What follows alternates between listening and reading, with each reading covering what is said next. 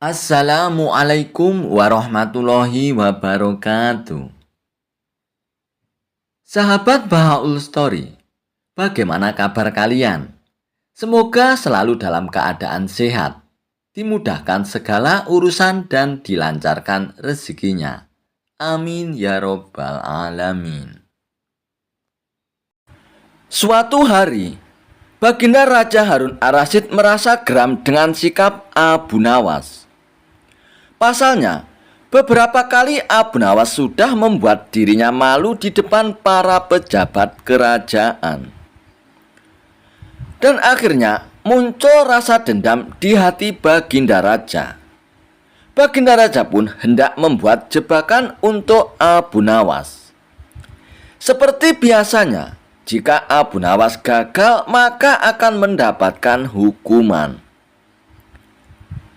Baginda Raja Harun Ar-Rasyid pun akhirnya memanggil Abu Nawas untuk menghadap ke istana. Sesampainya Abu Nawas di istana, Baginda Raja pun lalu memberikan pertanyaan kepada Abu Nawas. "Wahai Abu Nawas, di depan mejaku itu ada panggang ayam yang besar dan lezat. Tolong segera ambilkan untukku, Abu Nawas," perintah Baginda Raja. Mendengar perintah Baginda Raja, Abu Nawas pun menjadi bingung. Karena tak biasanya ia disuruh mengambilkan makanan untuk Baginda Raja. "Mungkin saja Raja ingin menjebakku. Aku harus waspada," kata Abu Nawas dalam hatinya. Lalu Abu Nawas pun menuruti perintah Baginda Raja. Ia pun mengambil panggang ayam itu untuk diberikan kepada Baginda Raja. Namun belum sempat ia memberikan kepada Baginda Raja, Raja pun langsung bertanya kepada Abu Nawas. Namun sebelum Abu Nawas memberikan panggang itu kepada Baginda Raja, Baginda Raja pun berkata, "Abu Nawas, di tangan kamu itu ada sepotong panggang ayam yang lezat. Silakan dinikmati, Abu Nawas," perintah Baginda Raja. Mendengar perintah Baginda Raja, Abu Nawas pun semakin kebingungan. Di tengah-tengah kebingungan Abu Nawas, tiba-tiba Baginda Raja pun berkata lagi,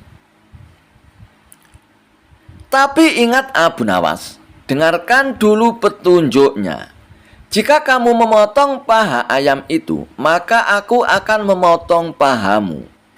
Dan jika kamu memotong dada ayam itu, maka aku akan memotong dadamu. Tidak hanya itu saja, jika kamu memotong dan memakan kepala ayam itu, maka aku akan memotong kepalamu. Akan tetapi, kalau kamu hanya mendiamkan saja panggang ayam itu, kamu akan aku gantung, Abu Nawas," titah Baginda Raja. Mendengar titah Baginda Raja, Abu Nawas pun semakin kebingungan. Dalam kebingungannya, ia semakin yakin jika hal itu hanya akal-akalan Baginda Raja demi untuk menghukumnya. Tak cuma Abu Nawas yang merasa kebingungan, melainkan semua pejabat yang hadir di istana pun tampak kebingungan. Sekian lamanya Abu Nawas hanya membolak-balik panggang ayam itu, sambil ia memikirkan bagaimana cara agar ia lolos dari hukuman Baginda Raja. Lalu Abu Nawas pun mulai mendekatkan panggang ayam itu tepat di indera penciumannya.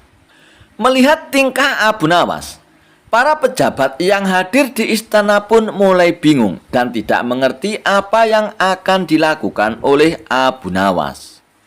Dan kemudian Abu Nawas pun mencium bagian pantat panggang ayam itu.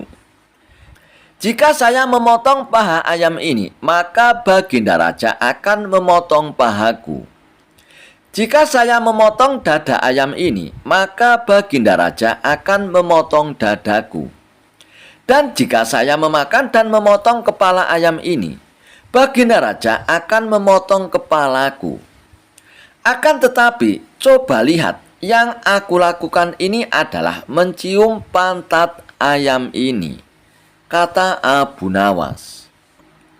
Apa maksudmu, wahai Abu Nawas? Tanya Baginda Raja. Maksud hamba adalah kalau hamba melakukan demikian, maka Baginda juga akan membalasnya demikian kan? Saya hanya mencium pantat ayam panggang ini, maka Baginda juga harus mencium pantat ayam panggang ini pula, jelas Abu Nawas. Mendengar penjelasan Abu Nawas, sontak saja para pejabat yang hadir pun menahan tawa, tetapi ragu-ragu karena takut akan dihukum Baginda Raja. Sementara itu, raja yang mendengar ucapan Abu Nawas mulai memerah mukanya karena malu untuk kesekian kalinya. Dan untuk menutupi rasa malunya, maka Baginda Raja pun memerintahkan Abu Nawas untuk segera pulang dan membawa pergi panggang ayam itu. Wahai Abu Nawas, cepat bawa pulang panggang ayam itu. Jangan sampai aku berubah pikiran, Abu Nawas, kata Baginda Raja. Lalu dengan segera Abu Nawas pun pulang dengan membawa panggang ayam tersebut. Sesampainya di rumah, Abu Nawas pun mengundang tetangganya untuk berpesta dengan ayam panggang itu.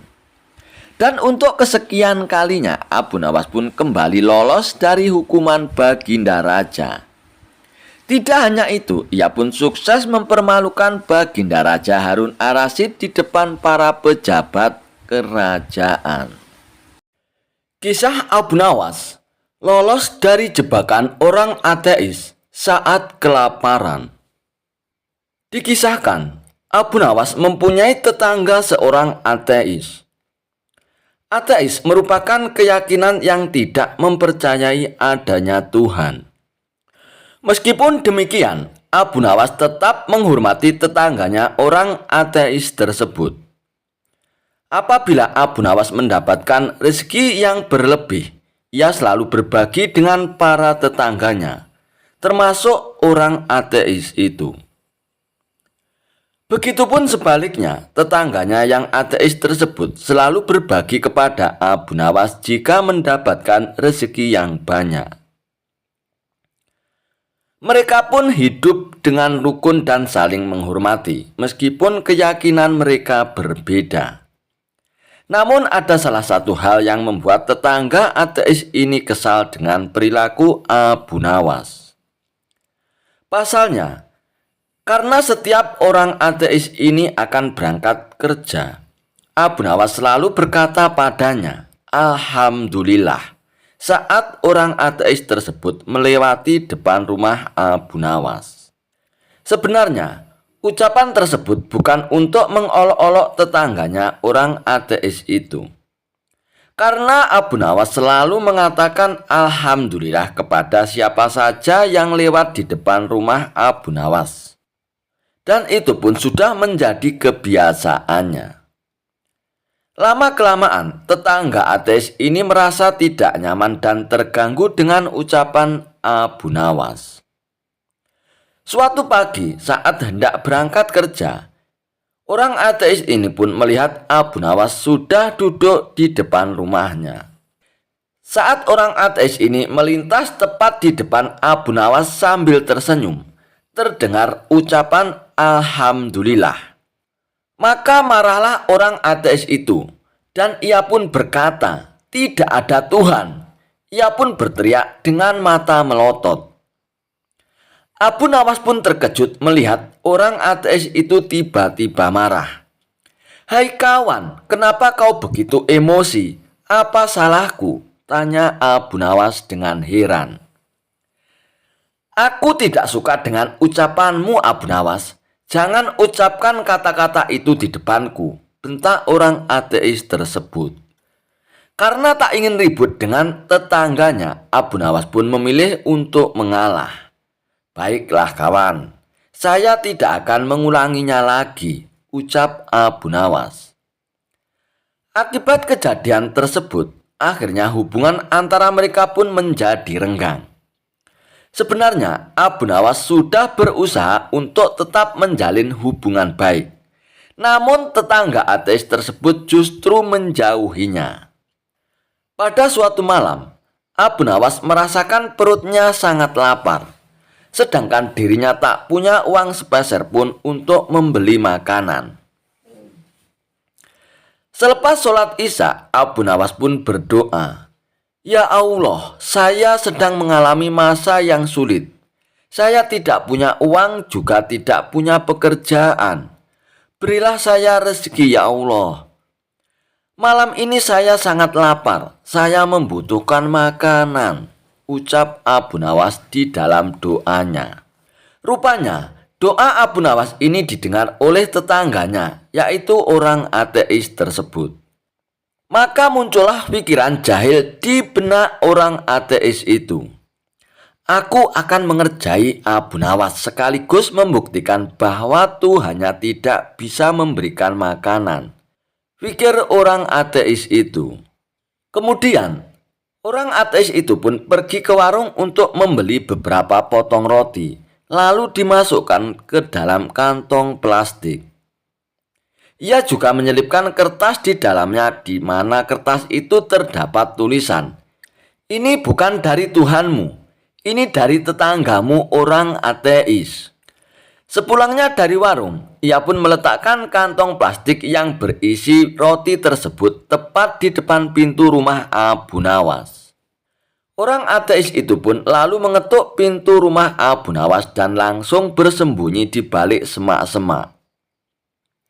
Ia pun penasaran dengan reaksi Abu Nawas ketika menerima hadiah darinya. Sementara Abu Nawas yang sedang khusyuk berdoa, akhirnya menghentikan doanya karena ia mendengar pintu rumahnya diketuk. Saat Abu Nawas membuka pintu, ia pun terkejut karena melihat ada kantong plastik di depan rumahnya. Karena penasaran, ia pun segera membuka kantong plastik tersebut. Dan ternyata isinya adalah beberapa roti yang lezat.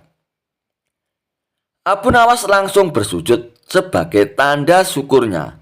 "Alhamdulillah ya Allah," ucap Abu Nawas setengah berteriak.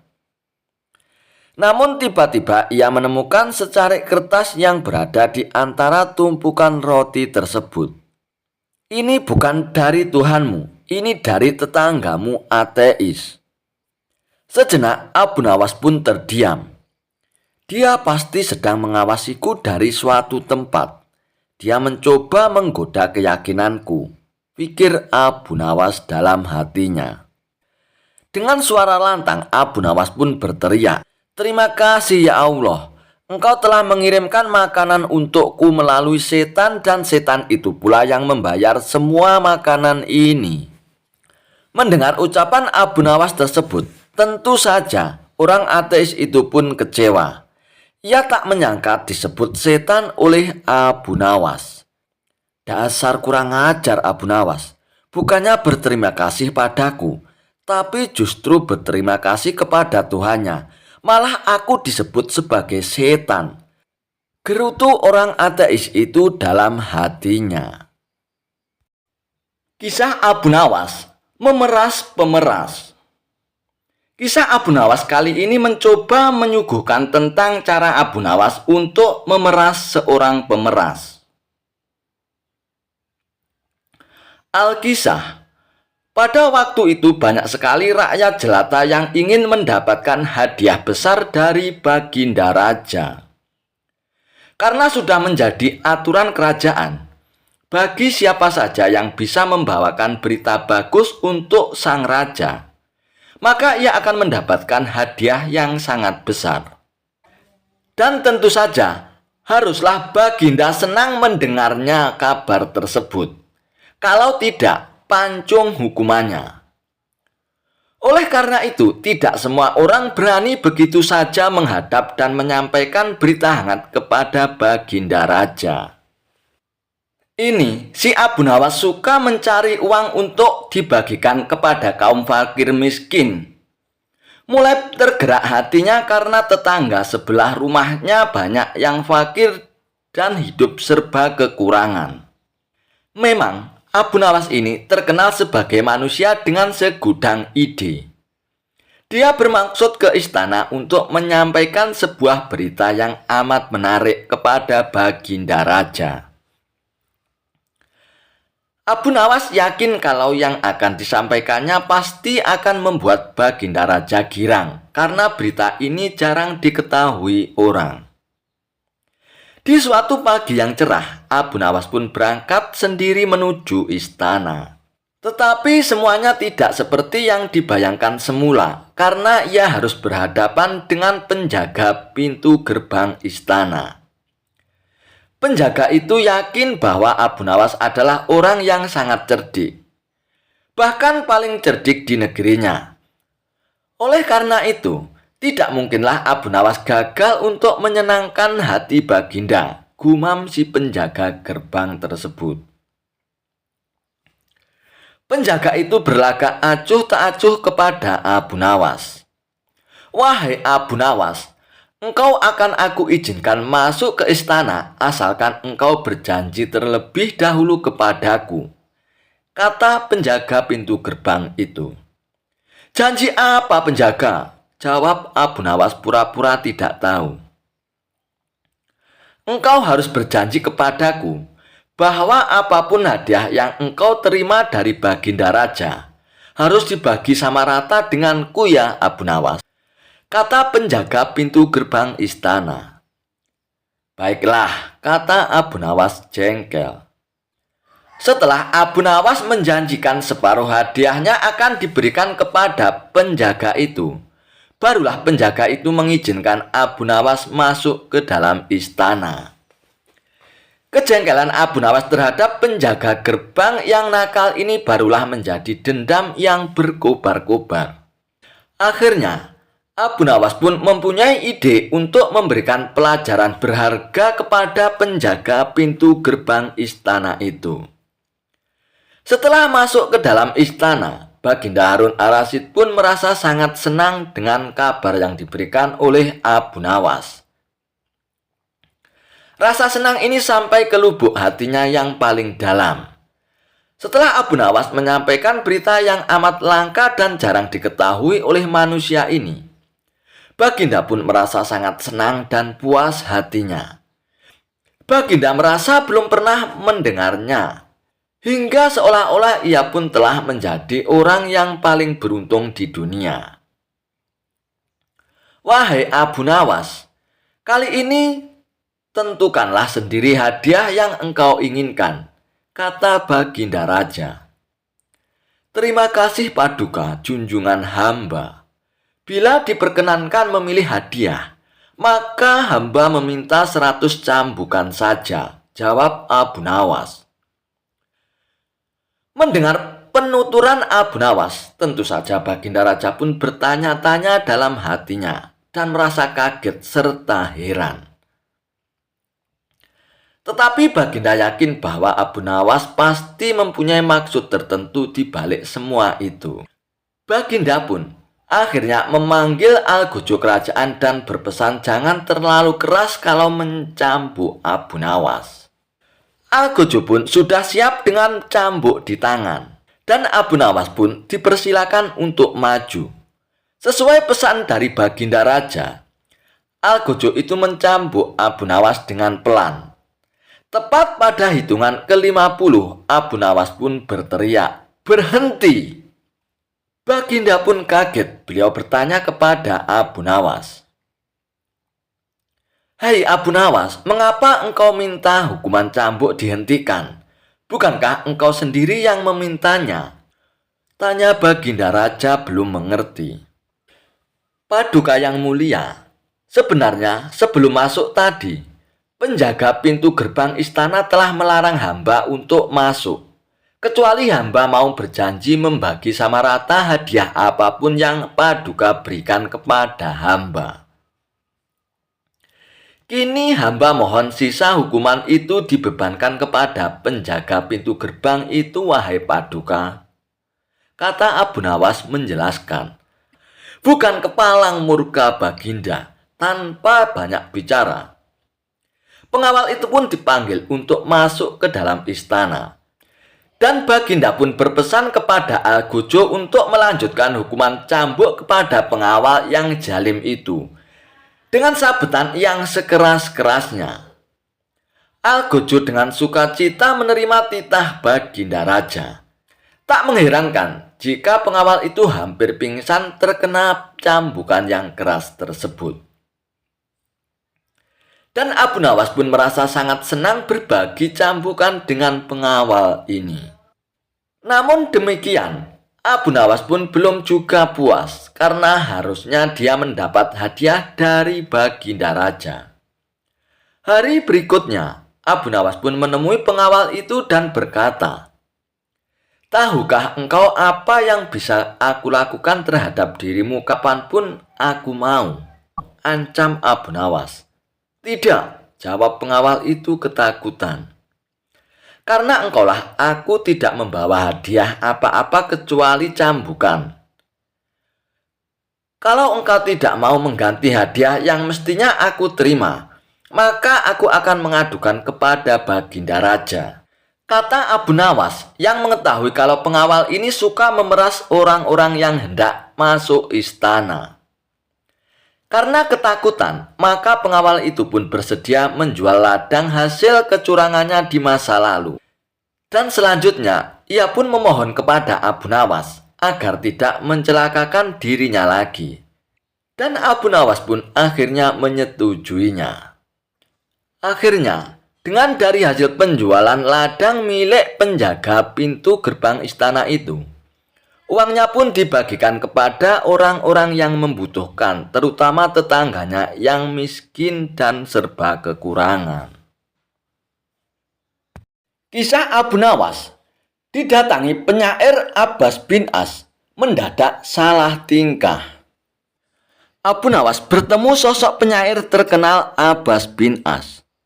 Dikisahkan bahwa Abbas bin As merupakan seorang penyair dan sastrawan ternama dari Andalusia. Meski begitu, ia merasa belum pantas disebut sebagai sastrawan ternama. Suatu hari, Abbas bin As menemui para pedagang yang datang dari Timur Tengah. "Adakah seorang penyair ternama dari negeri kalian?" tanya Abbas bin As kepada para pedagang. Mereka pun menjawab, "Iya Tuan, ada. Namanya Abu Nawas Tuan." Mendengar nama Abu Nawas, Abbas bin As pun penasaran dan coba mencari tahu siapa Abu Nawas itu. Bagaimana karya puisi yang dibuatnya.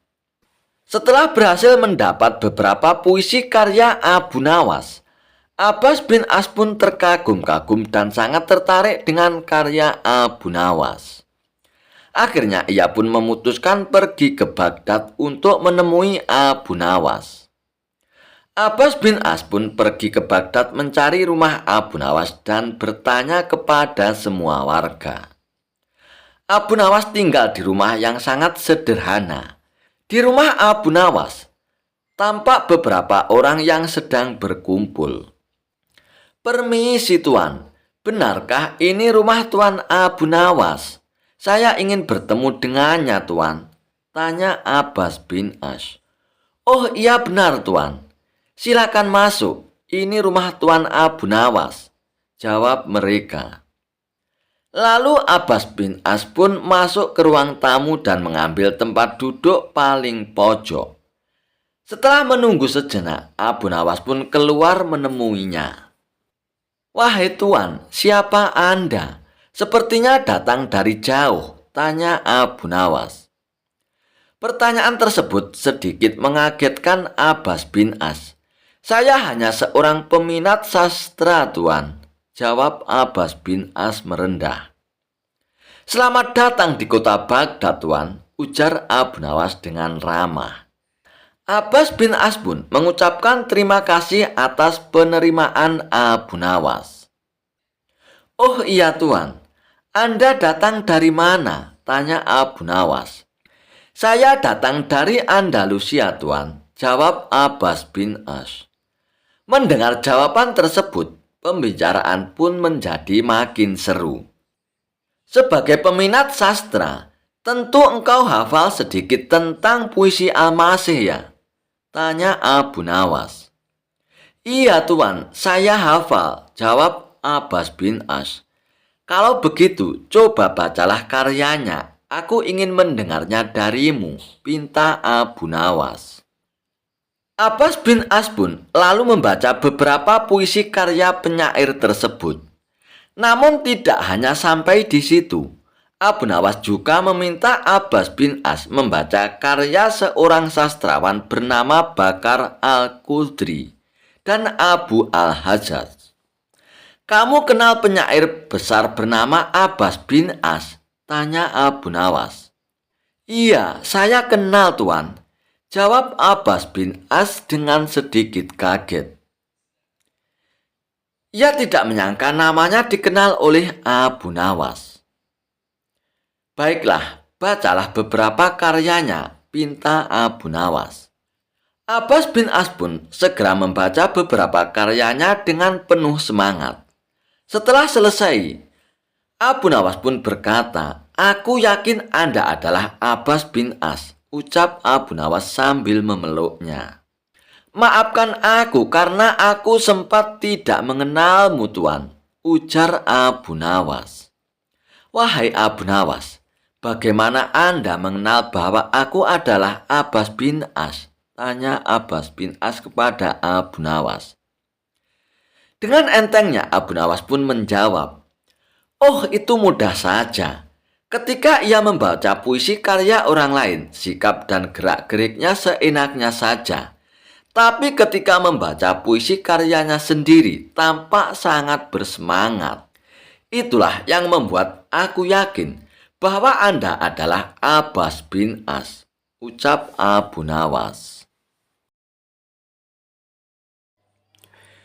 Kisah Abu Nawas mengerjai seorang tabib palsu. Suatu ketika di kota tempat tinggal Abu Nawas dihebohkan adanya tabib baru yang mengaku sakti. Dia pun sesumbar bisa mengobati penyakit apa saja.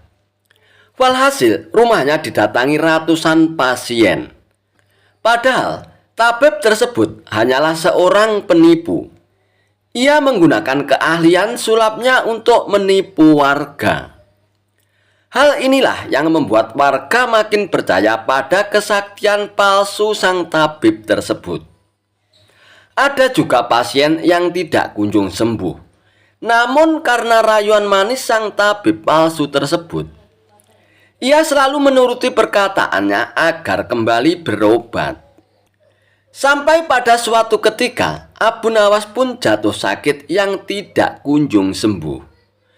Dan atas saran sang istri, Abu Nawas pun disuruh berobat ke tabib tersebut.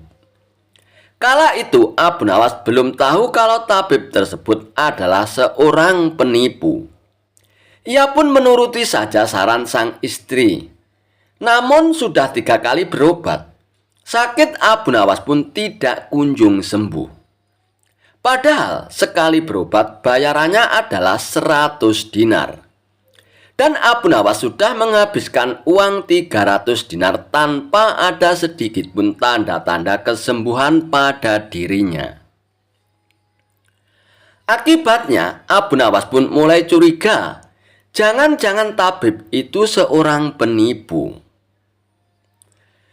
Seiring berjalannya waktu, Abu Nawas pun sudah sehat seperti sedia kala. Lalu terbesit dalam benak Abu Nawas untuk mengerjai tabib palsu tersebut. "Aku harus mendapatkan 300 dinarku dulu. Tapi bagaimana caranya ya?" tanya Abu Nawas dalam hatinya. Setelah lama berpikir, akhirnya Abu Nawas pun menemukan ide cemerlang. Keesokan harinya, Abu Nawas pun membuka praktek pengobatan. Dan di depan rumahnya dipasang papan bertuliskan sembuh bayar 100 dinar. Kalau tidak sembuh, uang kembali 1000 dinar. Para pasien rencananya berobat ke tabib palsu mendadak memilih datang ke rumah Abu Nawas. Dan akhirnya rumah Abu Nawas pun penuh sesak oleh para pasien. Entah karena kebetulan atau bagaimana, hampir semua pasien yang diobati oleh Abu Nawas berhasil disembuhkan. Sementara rumah sang tabib palsu tersebut terlihat sangat sepi. Tidak ada seorang pasien pun yang datang ke sana. "Hari ini kenapa sepi sekali ya?" tanya sang tabib dalam hatinya. Tidak selang beberapa lama, datanglah asisten tabib palsu tersebut dan mengabarkan berita tentang klinik Abu Nawas. "Tuan, Abu Nawas sekarang buka praktek pengobatan, Tuan," kata asisten melaporkannya. "Apa? Abu Nawas buka praktek pengobatan?" tanya sang tabib kepada asistennya. "Benar, Tuan. Rumah Abu Nawas ramai sekali pasien datang. Itulah kenapa hari ini rumah Tuan sepi pasien." "Oh begitu ya. Pantas aku hari ini sepi pasien.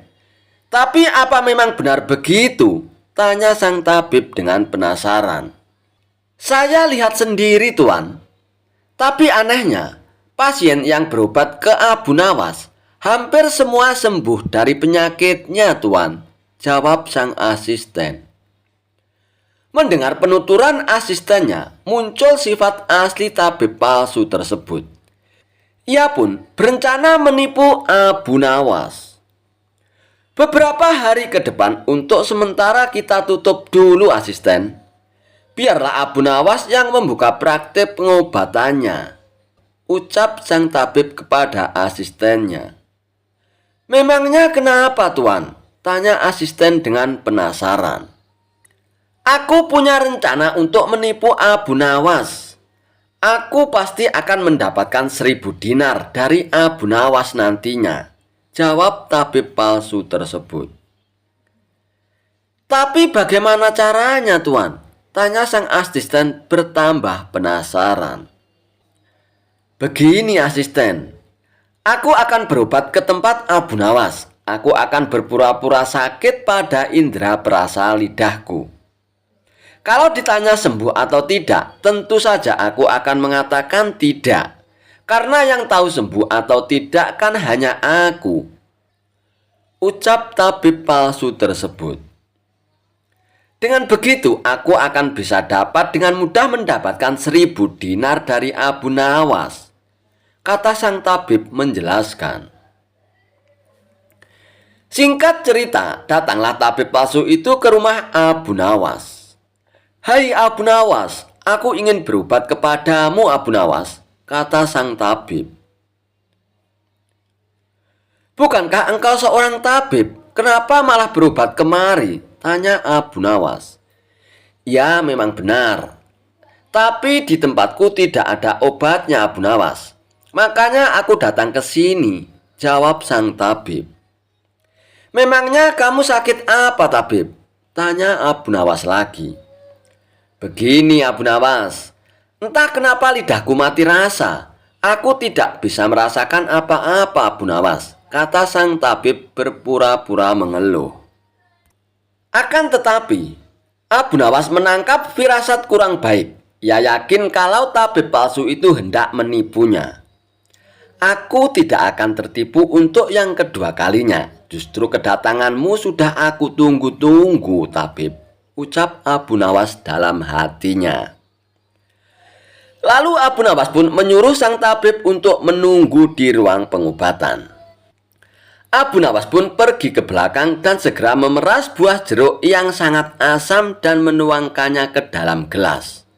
Lalu gelas tersebut diberikan kepada sang tabib. "Wahai tabib, ini obatnya sudah jadi. Minumlah sekarang," ucap Abu Nawas. Ketika sang tabib meminumnya, mukanya mendadak berkerut menahan rasa kejut. "Kamu menipu aku ya, Abu Nawas. Ini bukan obat, tapi air jeruk yang sangat kecut, Abu Nawas," kata sang tabib dengan emosi.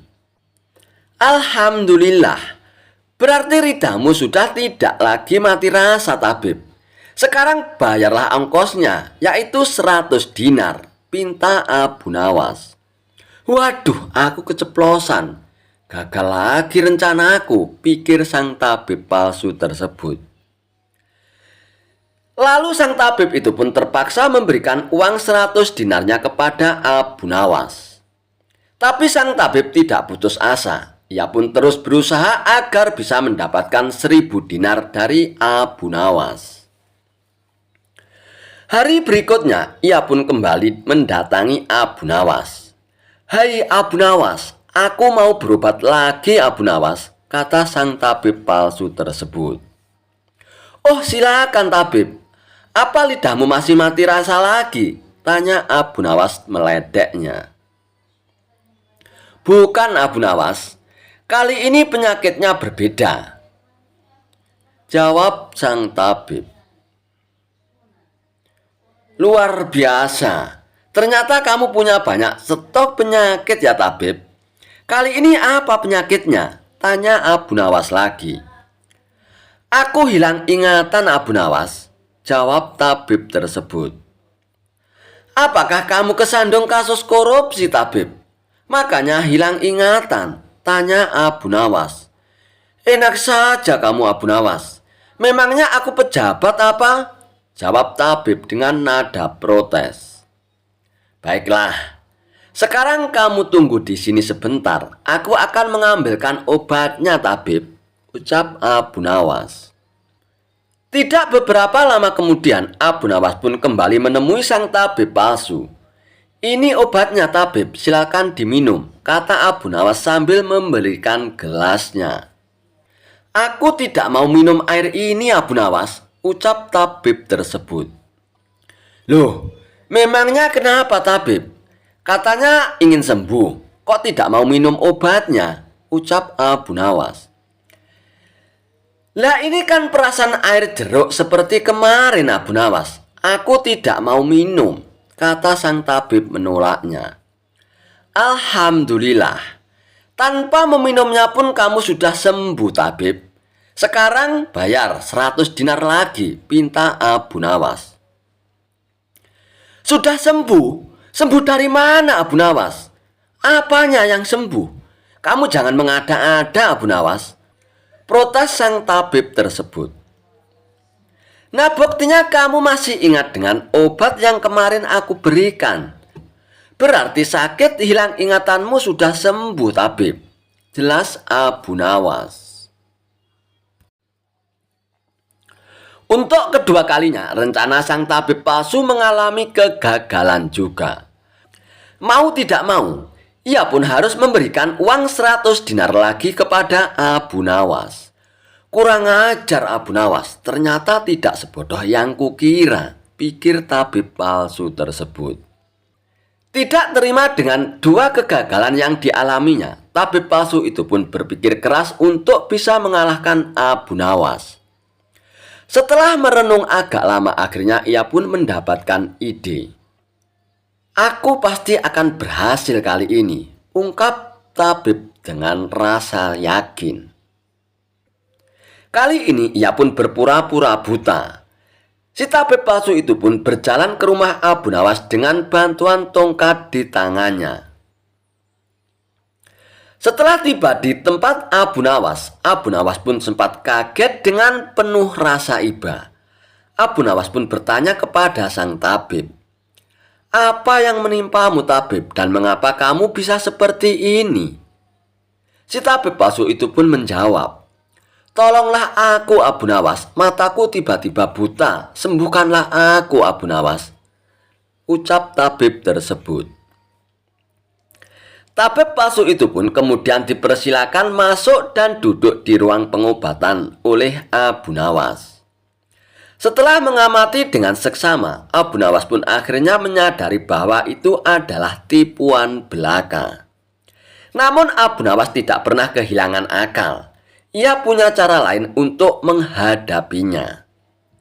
"Sepertinya penyakit kebutaanmu sudah sangat parah tabib.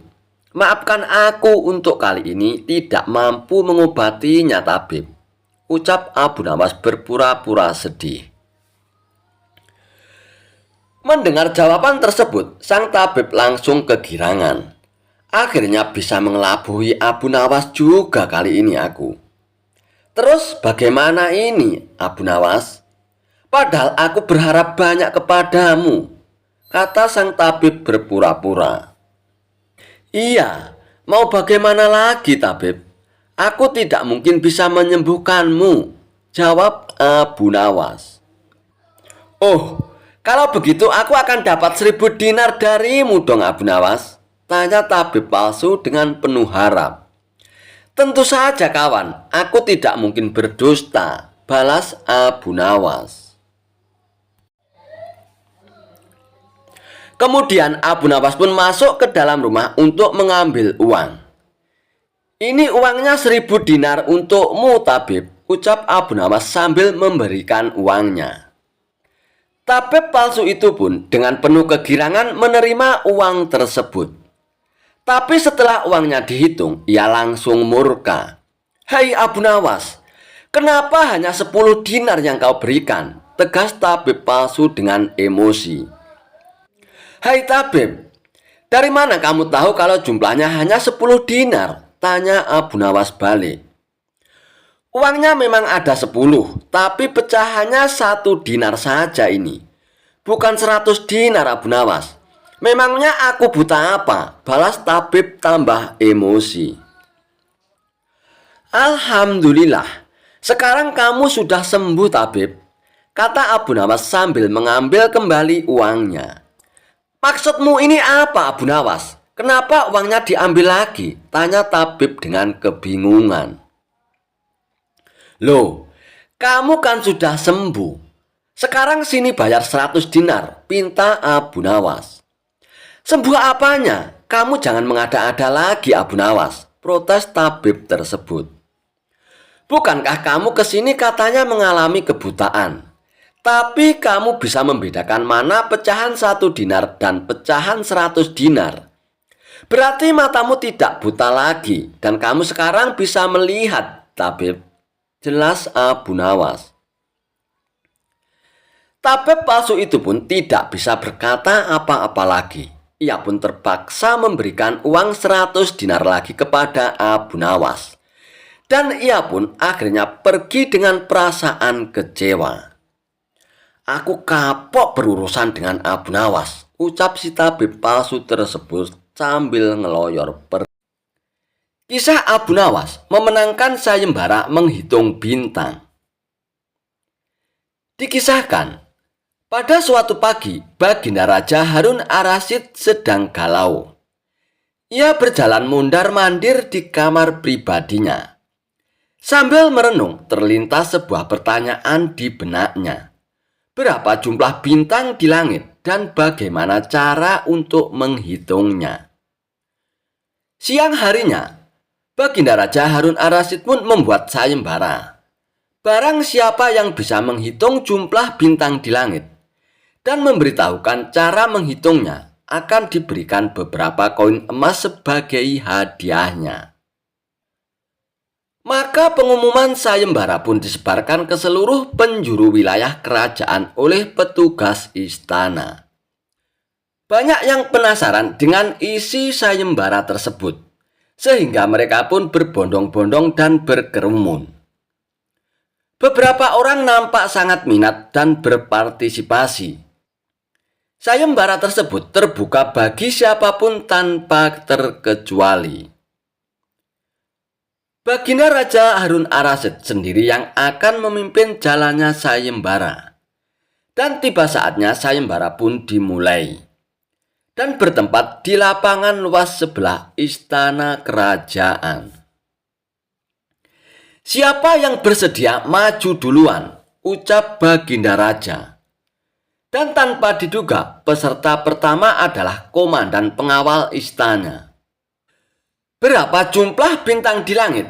Tanya Baginda Raja kepada komandan pengawal istana. Jumlah bintang di langit itu jutaan, Baginda, jawab komandan pengawal istana dengan tegas. Bagaimana cara menghitungnya? Raja kian penasaran. Komandan pengawal istana pun diam beberapa saat. kemudian geleng-gelengkan kepala dan tidak bisa menjawabnya. Sambil melirik, raja pun mempersilahkan komandan istana untuk duduk kembali. "Siapa lagi yang mau mengikuti sayembara ini? Silakan maju," ucap Baginda Raja dengan keras. Seorang pedagang kain sutra melangkah ke arah Baginda Raja sambil membenahi pakaiannya yang kurang rapi.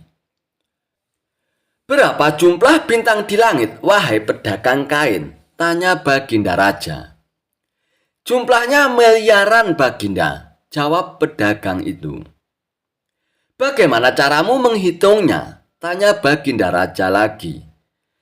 Karena ekspresi pedagang kain sama seperti peserta pertama, akhirnya Baginda Raja pun mempersilahkan untuk kembali ke tempatnya semula.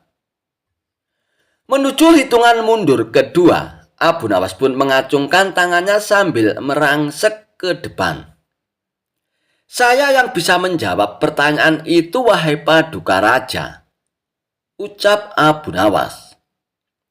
"Berapa jumlah bintang di langit, wahai Abu Nawas? Dan bagaimana kamu menghitungnya?" tanya Baginda Raja.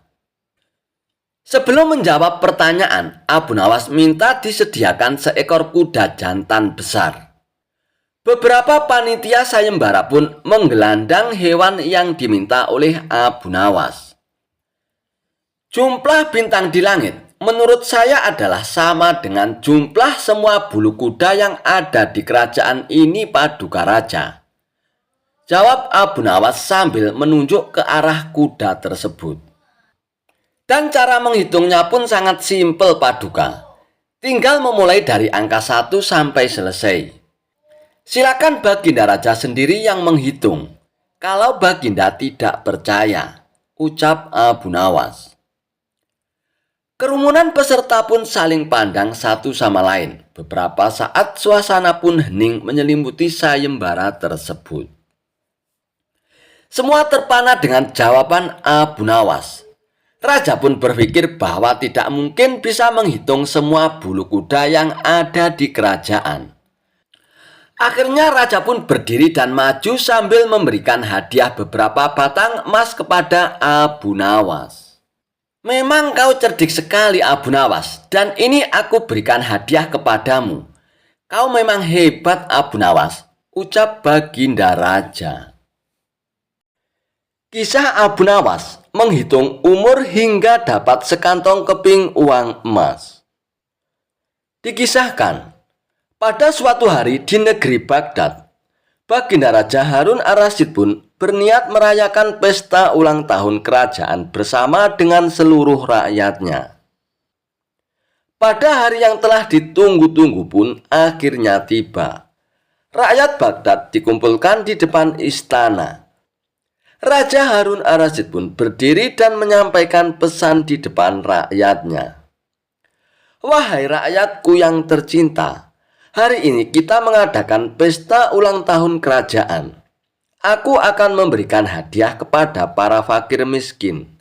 Aku juga akan memberi pengampunan kepada para tahanan di penjara dengan mengurangi hukumannya setengah dari sisa hukumannya," seru Baginda Raja kepada rakyatnya. Mendengar ucapan sang raja, tentu saja rakyat Baghdad pun bahagia.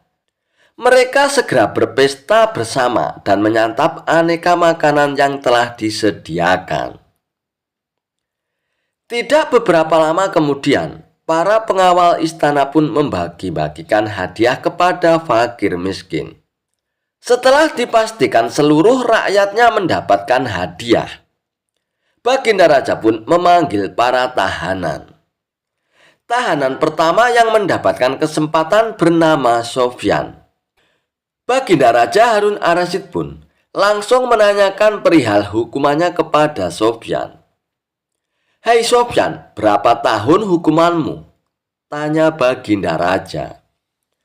"2 tahun, Baginda Raja," jawab Sofyan. "Sudah berapa tahun yang kamu jalani?" tanya Baginda lagi. "Sudah 1 tahun, Baginda Raja," jawab Sofyan. "Kalau begitu, Sisa hukumanmu yang 1 tahun itu aku kurangi menjadi setengah tahun. Sehingga hukumanmu tinggal 6 bulan saja, jelas baginda raja. Selanjutnya, dipanggillah tahanan yang kedua, dan tahanan ini bernama Ali. Sang raja pun menanyakan kepada Ali hal yang sama seperti apa yang ditanyakan kepada Sofyan. "Hei Ali, berapa tahun hukumanmu?" tanya baginda raja. Dengan nada yang sedih, Ali pun menjawab, "Mohon ampun baginda, hamba dihukum seumur hidup," jawab Ali.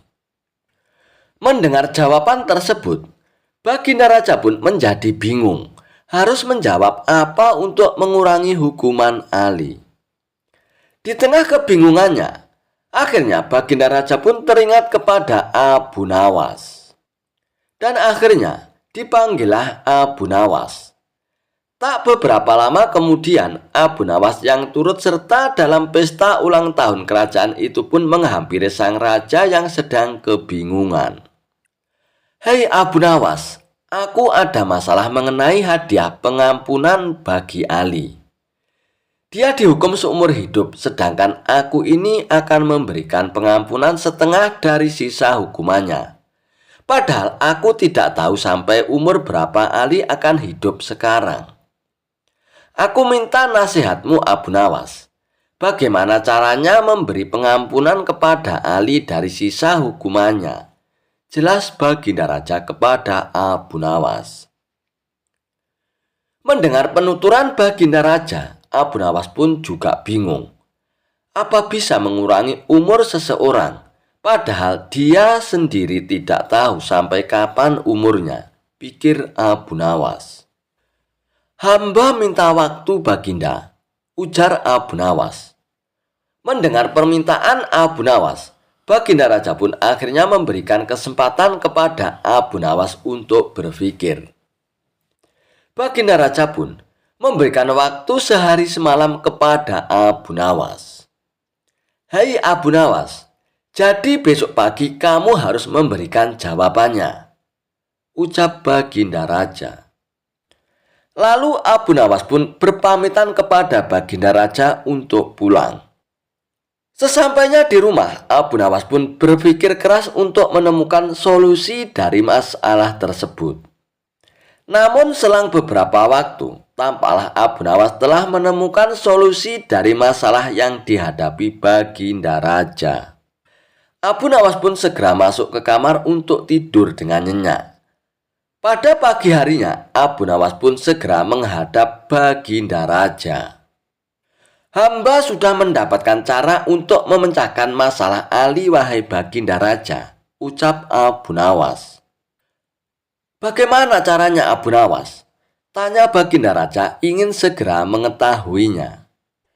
"Begini baginda raja, sebaiknya si Ali ini berada di luar penjara dan dibebaskan selama 1 hari.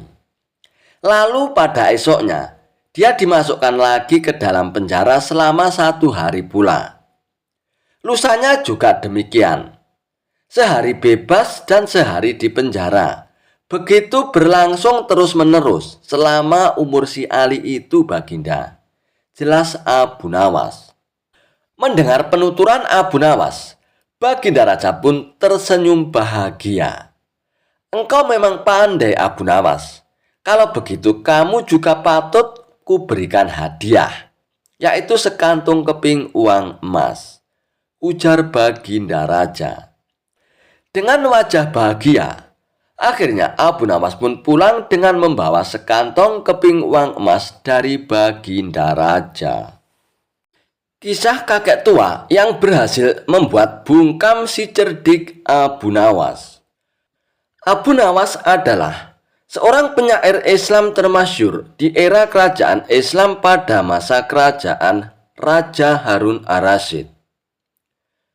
Abu Nawas dikenal lewat cerita-cerita humor, bijak, dan sufi. Ia seorang humoris yang lihai dan cerdik dalam mengemas kritik berbungkus humor. Walau cerdik mengemas kata-kata dan tidak mudah dikalahkan, Namun pada cerita ini, Abu Nawas tak berkutik dan dibuat bungkam di hadapan seorang kakek tua. Dan berikut kisahnya. Di suatu pagi yang cerah, Baginda Raja Harun ar-Rasyid mengajak beberapa menterinya pergi bertamasya ke sebuah tempat wisata. Tak lupa, Baginda Raja pun mengajak Abu Nawas, sang wali sufi yang merupakan staf khusus kerajaan, untuk menambah suasana liburan menjadi asyik. Di tengah perjalanan, mereka menuju wisata. Di tengah perjalanan mereka menuju tempat wisata. Dari kejauhan mereka melihat seorang kakek yang sedang menunggangi seekor keledai. Sang raja pun berkata kepada menterinya, "Wahai menteriku, tanyai siapa orang tua itu." Perintah sang raja kepada menterinya yang bernama Ja'far. Kemudian Ja'far mendekati kakek tua tersebut dan mulai bertanya, "Mohon maaf, Kek, kalau boleh tahu, kakek dari mana?" tanya Ja'far. "Aku dari Basroh, anak muda," jawab si kakek. "Memangnya kakek mau kemana?" tanya Ja'far kembali. "Aku mau pergi ke Baghdad, anak muda," jawab si kakek. "Ada keperluan apa, Kek?" tanya Ja'far dengan penasaran. "Aku hendak mencari obat untuk mataku ini," jawab kakek sambil memperlihatkan matanya yang sedang sakit. Di tengah percakapan mereka, muncul ide jahil Baginda Raja. Ia pun kemudian berbisik kepada Abu Nawas, "Wahai Abu Nawas, coba kamu ajak kakek itu bergurau." Abu Nawas pun membalas, "Oh jangan Baginda, kasihan dia, orang tua Baginda. Saya takut kakek itu akan marah," ucap Abu Nawas. "Sudahlah Abu Nawas, itu nanti urusanku. Intinya ajak saja kakek itu bergurau Abu Nawas," desak Baginda Raja kepada Abu Nawas. "Baiklah, kalau begitu aku akan lakukan Paduka," ucap Abu Nawas. Lalu Abu Nawas pun segera menghampiri kakek tua yang sedang bersama Ja'far. "Kek, misalkan aku berikan Anda resep untuk mengobati mata kakek itu, apa imbalannya, Kek?" tanya Abu Nawas. "Aku akan berikan imbalan yang sesuai untukmu, anak muda," jawab si kakek. "Kalau begitu, dengarkan baik-baik resep ini ya, Kek," ujar Abu Nawas. Dengan raut wajah yang serius, si kakek pun tak sabar menunggu perkataan Abu Nawas. "Jadi begini, Kek. Kakek ambil 3 tiupan angin, 3 sengatan terik matahari, 3 pantulan cahaya rembulan, dan 3 sorot lampu biasa. Setelah semuanya terkumpul, maka kakek tumbuk pada sebuah lempang yang tak berlubang. Kemudian kakek taruh ramuan yang telah lembut itu ke dalam sebuah mangkok besar yang sudah pecah berkeping-keping. Dan jangan lupa, Kek, kakek harus menyimpannya di udara selama 3 bulan. Setelah masa 3 bulan lamanya, maka oleskan ramuan itu ke mata kakek yang sakit sebanyak 3 kali sebelum tidur. Insya Allah kakek akan sembuh, Kek," kata Abu Nawas. Mendengar perkataan Abu Nawas, sang kakek itu pun naik pitam. Akhirnya sang kakek pun turun dari keledainya dan menghampiri Abu Nawas. "Hai anak muda, ambil keledai ini sebagai imbalan awalnya," kata sang kakek sambil memalingkan wajahnya dari Abu Nawas. "Jika setelah menggunakan resepmu itu mataku menjadi sembuh, aku akan memberimu lagi imbalan seorang budak wanita yang setia melayanimu. Dan jika kelak ternyata kamu telah mati terlebih dahulu sebelum aku, budak wanita itu juga akan setia menemanimu di neraka jahanam sana. Ia akan setia meludahi matamu itu dan memukul wajahmu, sambil berteriak dan mengejekmu, ucap sang kakek menyumpahi Abu Nawas. Mendengar pernyataan sang kakek tua itu, Abu Nawas pun tak menyangkanya. Ternyata balasan gurauan sang kakek lebih menyakitkan daripada gurauan Abu Nawas. Seketika Baginda Raja pun langsung tertawa terpingkal-pingkal. Sedangkan Abu Nawas hanya bisa melongo mendengar jawaban sang kakek tua tersebut. Dan oleh karena itu, akhirnya Baginda Raja pun kemudian memberi hadiah kepada sang kakek. "Terima kasih Baginda yang mulia," kata si kakek dengan hati yang bahagia. Tak lama kemudian, akhirnya sang kakek pun pergi meninggalkan mereka. Namun Baginda Raja pun masih saja tak bisa menahan tawanya. Ia pun terus tertawa sepanjang perjalanan. Sementara Abu Nawas terus menggerutu mengingat kejadian barusan. Niatnya mau mengerjain si kakek, malah aku yang kena sesal, ucap Abu Nawas. Mendengar Abu Nawas berkata demikian, bukannya kasihan, tawa Baginda Raja malah semakin menjadi-jadi. "Abu Nawas, baru kali ini aku melihatmu tak bisa berkutik di depan seorang kakek tua," ujar Baginda Raja sambil terus tertawa. Kisah Abu Nawas membalas tipuan raja. Dikisahkan, pada suatu malam yang sangat dingin, Abu Nawas diundang oleh Raja Harun ar-Rasyid untuk menemani ngobrol. Nah, pada saat obrolan mereka tentang rasa dingin, tiba-tiba sang raja bertanya kepada Abu Nawas, "Wahai Abu Nawas, maukah engkau telanjang bulat di atap rumah malam ini?" Tanya Baginda Raja. "Oh, tergantung imbalannya saja, Paduka," jawab Abu Nawas. "Baiklah, engkau akan aku beri 500 dirham bila mau melaksanakannya," jelas Baginda Raja. "Dengan imbalan sebesar itu, Baginda Raja?" tanya Abu Nawas. "Betul, Abu Nawas," sahut Baginda Raja. Lalu Abu Nawas pun segera saja mencopoti bajunya. Setelah seluruh baju Abu Nawas dilepas, selanjutnya Abu Nawas pun naik menuju atas atap dan duduk-duduk di sana. Rasa dingin sangat menusuk kulit Abu Nawas semalaman. Dan baru menjelang subuh, Abu Nawas pun baru turun ke bawah. "Wahai Paduka, mana uang yang Padukan janjikan kepada hamba?" tanya Abu Nawas. "Sabar dulu wahai Abu Nawas. Begini ya, semalaman apa yang telah engkau lihat?" tanya Baginda Raja. "Hamba tidak melihat apa-apa, tuanku. Hanya seberkas cahaya yang nampak dari kejauhan saja," jawab Abu Nawas. "Kalau begitu, engkau tidak berhak mendapatkan imbalan, karena engkau telah dihangati oleh cahaya itu," ujar Baginda Raja. "Loh, bagaimana bisa begitu, Paduka? Hamba semalaman hampir mati kedinginan kok," protes Abu Nawas. Akan tetapi, sang raja tidak mau mendengar protes dari Abu Nawas. Bahkan sang raja menyuruh Abu Nawas untuk segera pulang ke rumahnya.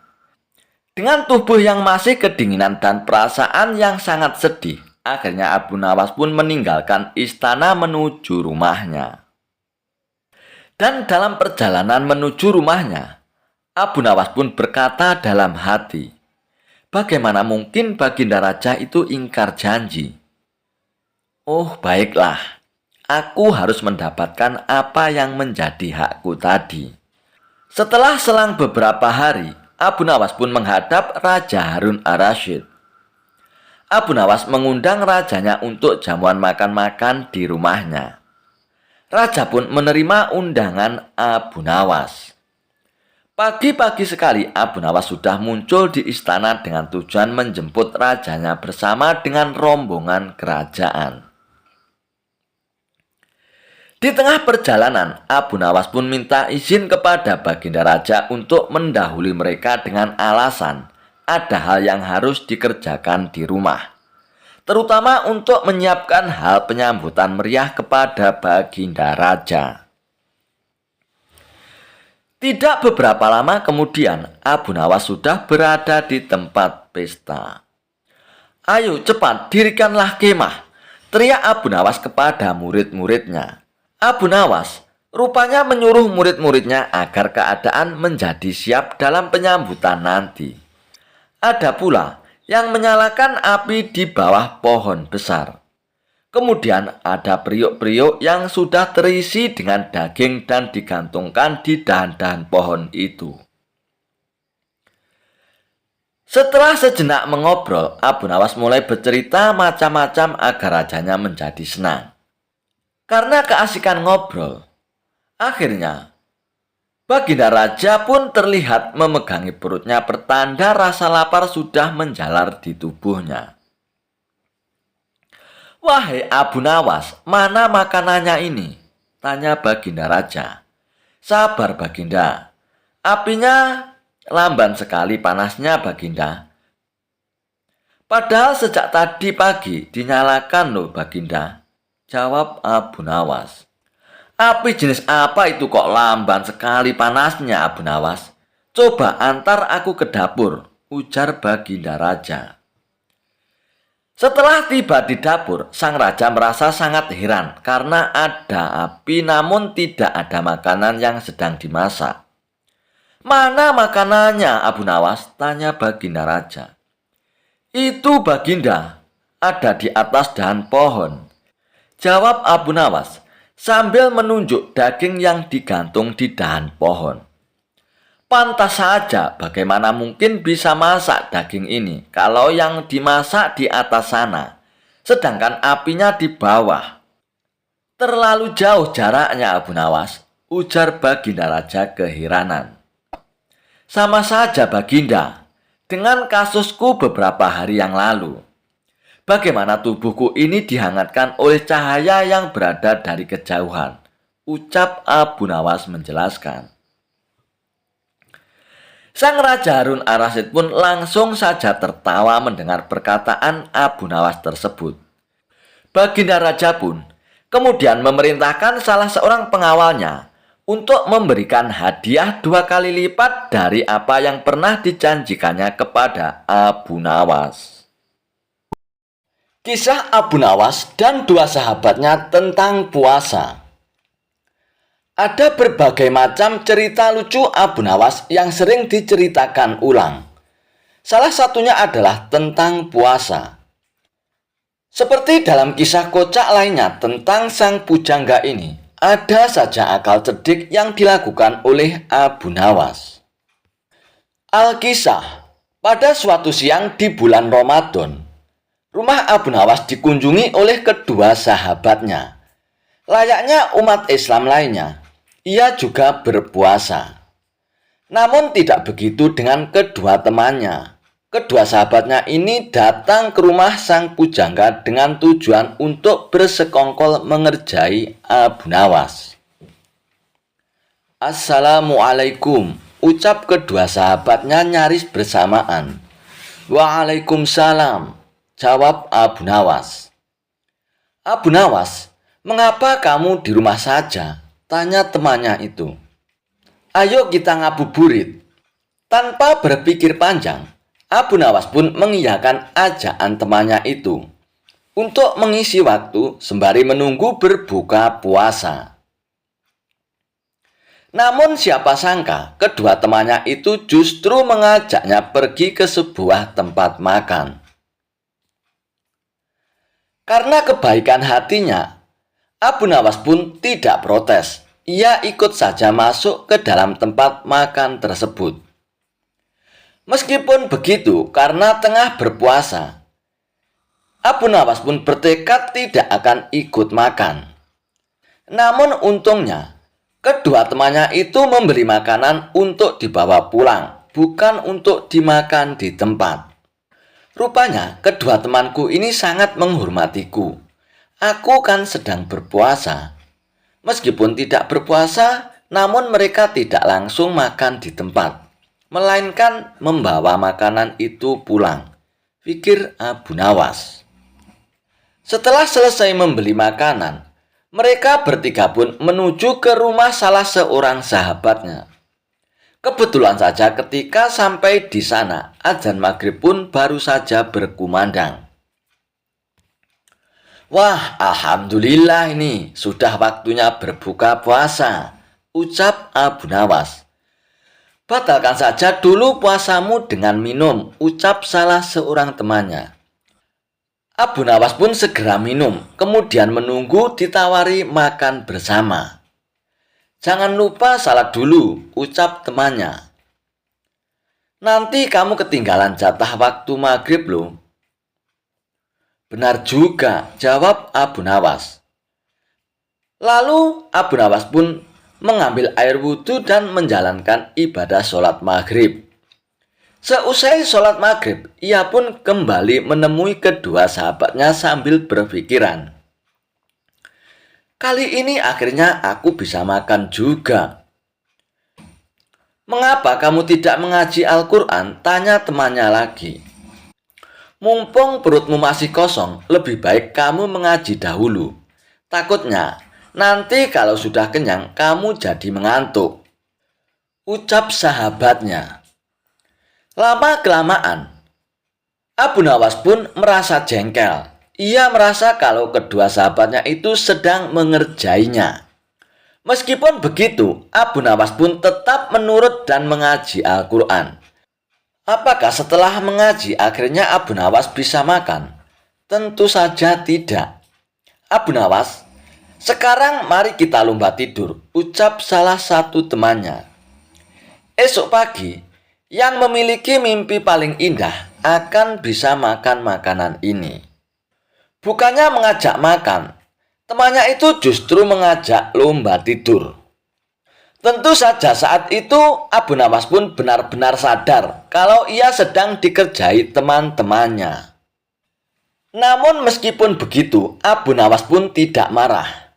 Ia pun tetap menyanggupi perlombaan yang tidak masuk akal itu. Ia dan kedua sahabatnya tidur malam itu juga. Keesokan harinya, setelah bangun tidur, mereka pun kembali berkumpul untuk membicarakan mimpi yang mereka dapatkan semalaman. Salah satu dari teman Abu Nawas mulai bercerita. "Semalam aku mimpi sangat indah sekali. Di dalam mimpiku itu, aku memiliki rumah mewah, mobil mewah, uang yang banyak, dan pesawat pribadi. Hidupku pokoknya sangat sempurna." Teman yang lain menganggukkan kepalanya beberapa kali ketika mendengar cerita itu. "Mimpimu memang indah, sahabatku," ucapnya kemudian. "Tapi itu egois sekali. Kalau aku semalaman justru bermimpi kalau negeriku ini tidak punya hutang. Infrastrukturnya berkembang dengan baik, jalan-jalannya mulus, pelabuhan selalu lancar, ongkos transportasi murah, dan semua rakyatnya begitu sejahtera hingga aku tak bisa menemukan orang yang menerima zakat." Mendengar cerita tentang mimpi tersebut, salah satu sahabat sampai terkagum-kagum. "Mimpimu memang luar biasa sekali, sahabatku," ucapnya. "Bagaimana denganmu, Abu Nawas? Apakah mimpimu lebih luar biasa dari kita? Coba ceritakanlah kepada kami." Abu Nawas pun terdiam, dan akhirnya ia pun mulai bercerita. "Sayangnya, mimpiku hanya biasa saja," ucap Abu Nawas. "Semalam aku bermimpi dengan Nabi Daud alaihissalam. Kalian tentu tahu kan kalau Nabi Daud itu gemar berpuasa. Beliau seringkali berpuasa sehari, kemudian berbuka sehari setiap waktu." Kedua sahabat itu pun mengangguk-anggukkan kepalanya. Kemudian, semalam dalam mimpiku Nabi Daud bertanya kepadaku, "Apakah engkau berpuasa, wahai Abu Nawas?" Tentu saja aku langsung menjawabnya, "Ya." Kemudian beliau bertanya lagi, Sudahkah engkau berbuka puasa, wahai Abu Nawas? Dan aku hanya bisa menjawab belum. Kemudian Nabi Daud alaihissalam menyuruhku segera berbuka puasa. Dan saat itu juga aku langsung bangun tidur dan mengambil makanan yang sudah kalian belikan kemarin sore. Kontan saja kedua sahabat itu pun hanya bisa saling berpandangan. Dan salah satu dari mereka pun kemudian mengecek makanan yang mereka simpan di dalam lemari. Dan benar saja, semua makanan yang mereka simpan kemarin ini telah raib. Berarti semalam Abu Nawas sungguh-sungguh makan makanan itu. Kedua sahabat itu pun langsung menyesali perbuatan mereka kemarin.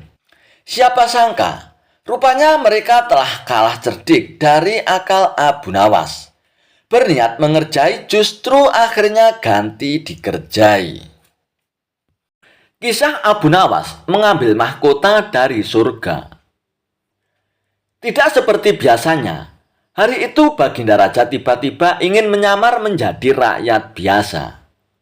Beliau ingin menyaksikan kehidupan rakyat di luar istana tanpa sepengetahuan siapapun. Agar lebih leluasa bergerak, Baginda mulai keluar istana dengan pakaian yang amat sederhana, layaknya seperti rakyat jelata. Di sebuah perkampungan, beliau melihat beberapa orang berkumpul. Setelah Baginda Raja mendekat, ternyata seorang ulama sedang menyampaikan kuliah tentang alam barzah. Tiba-tiba ada seorang yang datang dan bergabung di situ. Ia bertanya kepada ulama itu, "Kami menyaksikan orang kafir pada suatu waktu dan mengintip kuburannya. Tetapi kami tidak mendengar mereka berteriak. Tidak pula melihat penyiksaan-penyiksaan yang katanya sedang dialaminya. Maka bagaimana cara membenarkan sesuatu yang tidak sesuai dengan yang dilihat mata?" tanya orang itu. Ulama itu berpikir sejenak, kemudian ia pun berkata, "Untuk mengetahui yang demikian itu harus dengan panca indera yang lain. Ingatkah kamu dengan orang-orang yang sedang tidur? Dia kadangkala bermimpi dalam tidurnya digigit ular, diganggu dan sebagainya. Ia juga merasakan sakit dan takut ketika itu, bahkan memekik dan keringat bercucuran pada keningnya. Dan ia pun merasakan hal semacam itu, seperti ketika mereka tidak tidur. Sedangkan engkau yang duduk di dekatnya menyaksikan keadaan seolah-olah tidak ada apa-apa. Padahal apa yang dilihat serta dialaminya adalah dikelilingi ular-ular. Maka jika masalah mimpi yang remeh saja sudah tidak mampu mata lahir melihatnya, mungkinkah engkau bisa melihat apa yang terjadi di alam barzah?" jelas sang ulama. Baginda Raja pun terkesan dengan penjelasan ulama itu, dan Baginda pun masih ikut mendengarkan kuliah tersebut. Kini ulama itu melanjutkan kuliahnya tentang alam akhirat. Dan dikatakan bahwa di surga tersedia hal-hal yang amat disukai nafsu, termasuk benda-benda. Salah satunya benda-benda itu adalah mahkota yang amat luar biasa indahnya. Tak ada yang lebih indah dari barang-barang di surga karena barang-barang itu tercipta dari cahaya. Saking indahnya, maka satu mahkota jauh lebih bagus dari dunia dan isinya. Baginda Raja pun makin terkesan. Lalu beliau pun pulang kembali ke istana. Sesampainya di istana, Baginda Raja sudah tidak sabar lagi ingin menguji kemampuan Abu Nawas. Akhirnya, Baginda Raja pun memerintahkan menterinya untuk memanggil Abu Nawas menghadapnya. Setelah Abu Nawas menghadap Baginda Raja, Baginda Raja pun bertitah, "Aku menginginkan engkau sekarang juga berangkat ke surga, Abu Nawas. Kemudian bawakan aku sebuah mahkota surga yang katanya tercipta dari cahaya itu. Apa engkau sanggup, Abu Nawas?" Sanggup Paduka yang mulia, kata Abu Nawas langsung menyanggupi tugas yang mustahil dilaksanakan itu. Tetapi, Baginda Raja harus menyanggupi pula satu syarat yang akan hamba ajukan, kata Abu Nawas dengan percaya diri. Sebutkan syarat itu, Abu Nawas, kata Baginda Raja. Hamba mohon, Baginda Raja menyediakan pintunya agar hamba bisa memasukinya, kata Abu Nawas. Pintu apa itu, Abu Nawas? Tanya Baginda Raja belum mengerti. Pintu alam akhirat, Paduka yang mulia, jawab Abu Nawas. Apa itu, Abu Nawas? Tanya Baginda Raja ingin tahu. Kiamat, wahai Paduka yang mulia. Masing-masing alam mempunyai pintu. Pintu alam dunia adalah liang peranakan ibu. Pintu alam barzah adalah kematian. Dan pintu alam akhirat adalah kiamat. Jelas Abu Nawas kepada Baginda Raja. Surga berada di alam akhirat. Bila Baginda masih tetap menghendaki hamba mengambil sebuah mahkota di surga, maka dunia harus kiamat terlebih dahulu, lanjut Abu Nawas. Mendengar penjelasan Abu Nawas, Baginda Raja pun terdiam. Di sela-sela kebingungan Baginda Raja Harun al-Rasyid, Abu Nawas pun bertanya lagi kepada Baginda Raja. Masihkah Baginda Raja menginginkan mahkota surga itu? Tanya Abu Nawas. Baginda Raja pun tidak menjawab. Beliau diam 1000 bahasa. Sejenak kemudian Abu Nawas pun mohon diri karena Abu Nawas sudah tahu jawabannya.